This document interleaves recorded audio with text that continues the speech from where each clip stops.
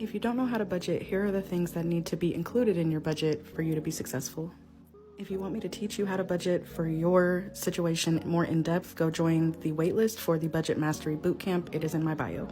The first thing that you need to put in your budget are fixed expenses. These are all of your bills. So things like rent, utilities, your phone bill, your insurances, any subscriptions that you have, any debt payments that you make, including your car payment, etc. These are things that must be paid every month. And these are the things that would come out of your bill account, not your spending account, but your bill account. When budgeting for things like utilities that can vary, you use a high average. That way you make sure it's covered. The second thing that needs to be in your budget is variable expenses. The two most common are grocery and gas, but you can also have things like date nights, kids' expenses, etc. And you can contribute variable amounts to these expenses. That's why they are variable expenses. These are more short-term savings, if you will, and you can cash stuff these. That's what I would recommend you do. Fun money would be a variable expense. That's where you need to put that in your budget. And then number 3, you need sinking funds. Sinking funds are very similar to variable expenses because you can contribute variable amounts, but they are things that you want to save for that you know are coming in the future that may be bigger than variable expenses. For instance, vacation fund, or you save for Christmas. I personally start saving for Christmas at the beginning of the year, and so that's a sinking fund. Also car repairs or car maintenance, or if you want to save for a new car or home repairs, etc. Before making your budget, you can sit down and think of a whole list of things you want to contribute to, and you can contribute different amounts per month. That's okay. So your leftover at the end of your budget should be 0. Every dollar needs a job, and you need to create a new budget for each paycheck. So every time you're paid, do a budget. As a matter of fact, put it on your calendar to have pretty much a money date where you do this the day that you get paid or the day before you get paid. And then use the cash stuffing method for your variables and your sinking funds. I hope this helps. Happy budgeting. Go sign up for the waitlist for the Budget Mastery Bootcamp. In 2024, your financial situation is going to change, but it starts with your intentions and your plans. Let me show you how to make a plan, because without a plan, you are just wishing for improvement. You can do this in all areas of your life, but today we are just going to focus on finances. So I want you to make 2 columns on your paper, goals and actions. Excuse my crooked line, but essentially what we're going to do is we're going to write out all of your financial goals for this next year, and we are going to give each goal an action that you can take that will move you closer to that goal. So in the goals column, I want you to go and write all of your financial goals for 2024, anything that you want to achieve this year. So boom, here are some examples for you. Get out of debt, save $1,800, stop overspending, stick to a budget consistently, heal money mindset. These can be anything that you want. It's up to you. Once you have all your goals, let's go through and assign an action to each goal. So for example, for get out of debt, the first action you can take is to create a snowball plan. And if you don't know what a snowball plan is, go watch some of my other videos about debt and it will explain fully. The point here is not to make this stressful and list out every single action you need to take, but what are some actions you can take to get started on those goals? Or what are some actions you can take that are going to accomplish those goals? So here are some example actions to kind of show you what I mean. Save $1,800. That's going to be $150 per month for a year. So that would be your action. Save $150 per month. You need to put that in your budget. Stop overspending. Start cash stuffing. And maybe it doesn't end up working out for you, but at least try it because that will help you. Stick to budget consistently. That means you need to create a comfortable and realistic budget that you're going to be able to stick to consistently. If you want to heal your money mindset, maybe the first step you want to take is to journal consistently. If you want to let me know in the comments some of your goals and you're stuck on finding actions, put them in the comments and I can help. Once you get done with your list, then boom, you have the whole list of goals to look at, and this is going to move you closer to those goals just by you writing them out on paper. Also, actionable steps to take towards these goals. Now you have a list of them. So put this list somewhere that you're going to see it daily and look at it every single day. I have a list of goals in my bathroom, by my mirror, because I see that every single day. And when you look at these things every day, day in and day out, you will be surprised that you subconsciously just move towards those goals. So take these actions towards your goals consciously and consistently and watch how it starts coming together for you. I'm Ashley, and I help women take control of their money so they can break up with survival mode for good. Like this video, go follow me, check out the resources in my bio and some of the videos on my page if you want to get started on creating the life that you want, getting control of your money and your financial situation. Let's make 2024 our best year yet. You got this, friend. I believe in you. I'm going to share with you the top 3 things I wish I had known before I started my budgeting journey that if I had known would have helped me be more successful faster. I have spent so many years trying to figure out how to manage my money, how to stop stressing about my money, how to heal my relationship with money. I was even a banker for 7 years and still struggled with learning how to spend and how to save. So first and foremost, you have to create good budgeting habits. That means showing up for your money at the same time every day, every week, every month, every year. You have to show up. It doesn't matter if the numbers are not what you want them to be.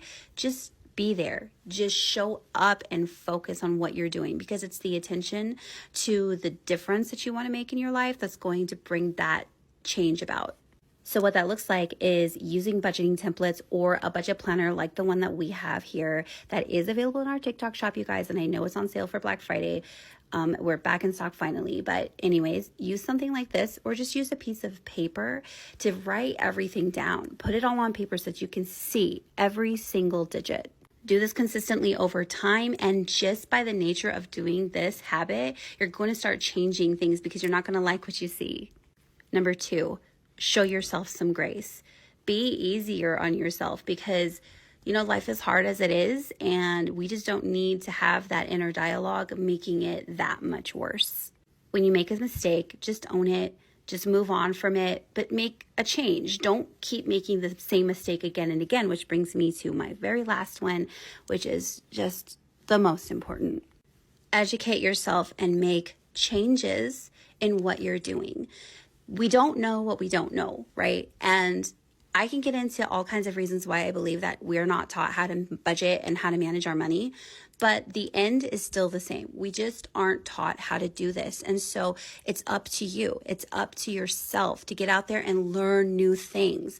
It took me a really long time to get comfortable with the knowing that I just didn't know. I didn't want to be the person who just didn't know. And it really stopped me from growth. It stopped me from changing my situation because of my pride, really, in the end. So educate yourself, try new things, test stuff out, be a scientist, as some might say.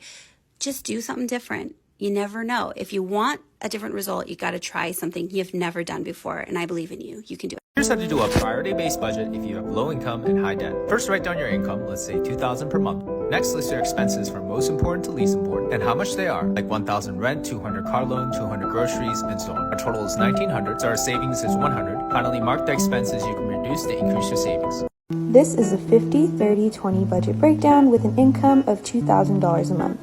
50% of our income should go to needs, so $600 in rent, $70 in utilities, $200 in food, $150 in transportation, adding up to $1,020. 30% wants, we have $150 in shopping, $150 in eating out, 15 subscriptions, $150 entertainment being $500. Then we put 20% into our savings.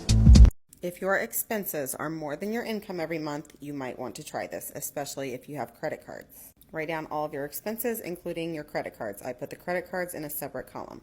She's actually doing okay because the credit cards are not maxed out, which is great, but the expenses are more than the income. So how do we fix that? We eliminate the credit card payments. So as it's written right now, if we take the income and subtract the expenses, she's negative $136. Now, if we eliminate this $567, she'll be back in the positive. So find your cash-only expenses. I put those in green. Everything in red can be put on a credit card. So when you get your income, you subtract your cash expenses from your income, pay those first. You could also just lower your expenses, but in this case, they're already fairly low. But anyway, you take your income, subtract your cash expenses, that leaves $1,350 that you can then pay to the credit cards. So that eliminates the $567 payment because you've already paid $1,350 to the credit cards. Now, after the statement's closed, you can go back and use those cards to pay the bills that you can put on a credit card. So wait for the statements to close and then go back and use the cards to pay these bills, which is $919. Now you have still paid $431 to those credit cards, but they will charge interest on the balances. Over time, you will be charged less interest since you're paying the cards, waiting for the statements to report, therefore saving in interest, and then using the cards back to pay the bills. If you're doing this properly, your credit card balances should be getting lower every single month, so please pay attention to that. Let's cash stuff my second pay for the month of January. We're going to start off with my cash dividers, which is my variable income. Spending is up first, getting $100, and that gave me a total of $205 for the next 2 weeks.